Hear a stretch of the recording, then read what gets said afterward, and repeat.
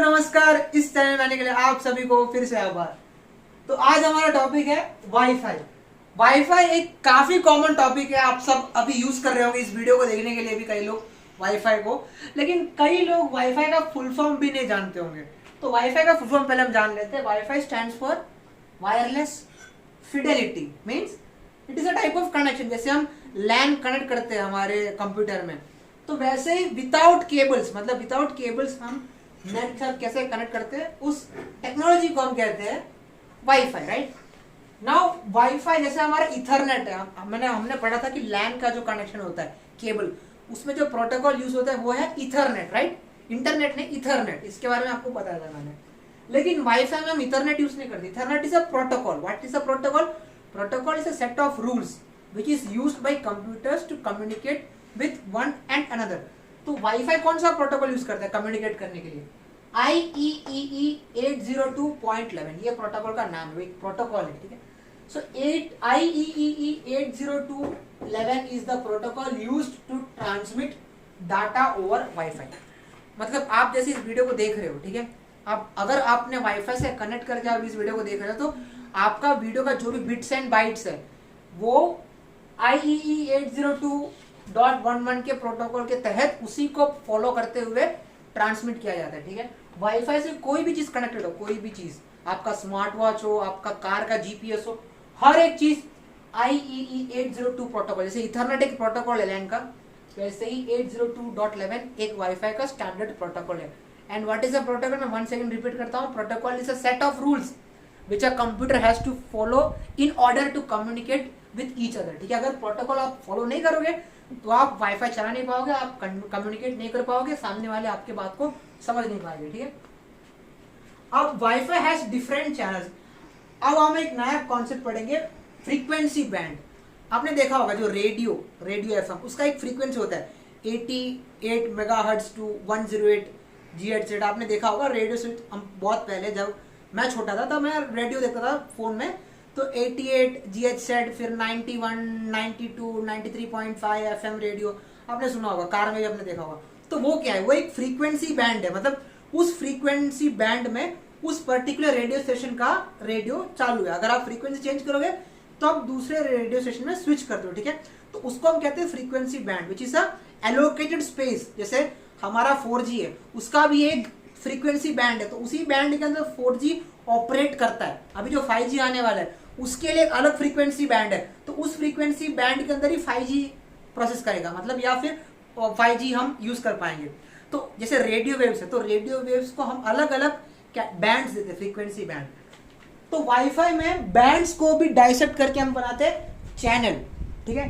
तो हर एक wifi channel होता है, उस चैनल के थ्रू एक particular set of information flow करते हैं। जैसे अगर मैं फोन में वाईफाई चला रहा हूँ, ठीक है, और आप भी फोन में वाईफाई चला रहे हैं, ठीक है, और सेम राउटर है, तो मेरा फोन अलग चैनल पे कम्युनिकेट करेगा राउटर से, आपका फोन अलग चैनल में कम्युनिकेट करेगा वो राउटर से। अगर चैनल सेम होंगे तो राउटर अगर सेम ही चैनल पे दोनों के लिए मैसेज सेंड करेगा तो दोनों कंफ्यूज हो जाएंगे, राइट। तो हर एक फोन अलग अलग चैनल पे ऑपरेट करता है, अगर एक राउटर के साथ अगर उसको इंटरनेट में कनेक्ट करना है तो channel is a subsection of frequency bandwidth. अब वाईफाई के लिए जो फ्रीक्वेंसी बैंडविड्थ दिया है वो सिर्फ इतना है, 2.4 GHz टू 5 GHz, गीगाहर्ट्ज पर सेकेंड। तो इसी रेंज के अंदर वाईफाई ऑपरेट कर सकते हैं। इसके ऊपर गया तो 4G हो सकता है, 5G हो सकता है, क्योंकि अगर आप इस GHz के ऊपर आप ट्रांसमिट कर रहे हो, इसका मतलब आप वाईफाई यूज नहीं कर रहे हो, आप कोई और सर्विस यूज कर रहे हो, ठीक है। अगर आप वाईफाई यूज करना है आपको, तो आपको इसी बैंडविड्थ उसके अंदर आपको ऑपरेट करना पड़ेगा, 2.4 GHz टू 5 GHz। अब आपने देखा होगा कहीं वाईफाई के ऊपर लिखा होता है 2.4 GHz वाईफाई, मतलब ये 2.4 GHz के फ्रीक्वेंसी बैंडविड्थ में काम करता है। अब जो मॉडर्न वाईफाई जितना तेज है तो वो 5 GHz में काम करता है, मतलब वो ज्यादा हाई फ्रीक्वेंसी में काम करता है। इसका मतलब ये कि वो ज्यादा डाटा सेंड कर सकता है मोर एफिशिएंटली। तो आपको देखना है कि आपका वाईफाई कौन सा 2.4 का है या फिर 5 GHz का है। तो पर इसी बीच में होगा, 5 के ऊपर कभी नहीं जाएगा वाईफाई और 2.4 के नीचे कभी नहीं जाएगा, क्योंकि उसके नीचे काफी अलग अलग चीजें हैं, जैसे कि हमारा रेडियो वेव्स है, 5G है, 4G, तो एक बैंडविड्थ है फ्रीक्वेंसी, उसमें एलोकेट किया कि वाईफाई इस बैंडविड्थ इसके बीच में ट्रांसमिट करेगा, 4G इसके बीच में, 5G इसके बीच में, रेडियो वेव्स उसके बीच में, रेडियो स्टेशन उसके बीच में, क्योंकि एक फ्रीक्वेंसी बैंड में हर एक चीज को ट्रैवल करना पड़ता है, तो इसलिए हम उसको फ्रीक्वेंसी बैंड में डिवाइड करते हैं और फ्रीक्वेंसी बैंड को हम चैनल्स में डिवाइड करते हैं ताकि एक इंडिविजुअल फोन या लैपटॉप एक राउटर के साथ कनेक्ट कर पाए, ठीक है।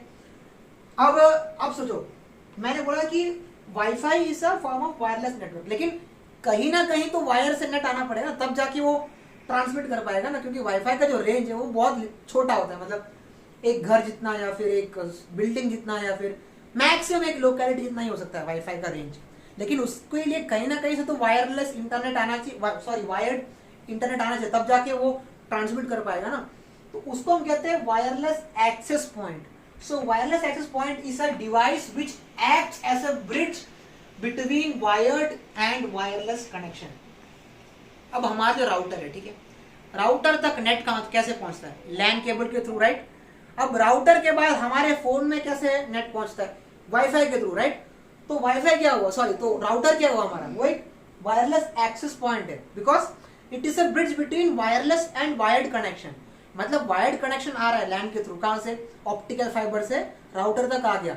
अब राउटर आपके फोन में तो केबल कनेक्टेड नहीं है, तो आपके फोन तक राउटर कैसे ट्रांसमिट कर रहा है? रेडियो वेव्स इस बैंडविड्थ के अंदर, ठीक है, with the help of this protocol. तो वो राउटर क्या हुआ हमारा? Router is our wireless access point, ठीक है। और इसको हम कहते हैं वीलैन। वीलैन का मतलब क्या होता है? Wireless local area network. मतलब वीलैन में हमेशा एक एक्सेस पॉइंट होता है, क्योंकि लैन के ऊपर हमने डब्ल्यू लगा दिया वायरलेस। लेकिन वायरलेस तब देखो, वायरलेस का एक लिमिट होता है। You cannot send data across thousands of kilometers with the help of wireless connection. You need wire. But in a home where you are using 5 or 6 devices, अगर wireless नहीं होगा तो आपको इंडिविजुअली एक डिवाइस में LAN cable connect करना पड़ेगा। और आजकल के जो फोन में हम लैन केबल कनेक्ट नहीं कर सकते, इसीलिए हम ये वायरलेस वाईफाई का इस्तेमाल करते हैं। Wifi is not for transmitting data across kilometres और miles, it is only for transmitting data up to some metres only. अगर हमको किलोमीटर तक डाटा सेंड करना है तो हम ऑप्टिकल फाइबर, मैंने आपको पढ़ा था, उसका इस्तेमाल करेंगे। तो ये है हमारा वाईफाई। वाईफाई का फुल फॉर्म है वायरलेस फिडेलिटी। अब हम कुछ डाउट्स लेते हैं पीटर साहब के। पीटर साहब, आपको वाईफाई का कुछ डाउट है इसमें से? इस पे डाउट तो कुछ नहीं है। अभी एक फुल फॉर्म पढ़ा, वाईफाई सब लोग बोलता है, उसका फुल फॉर्म वायरलेस फिडेलिटी है। yes.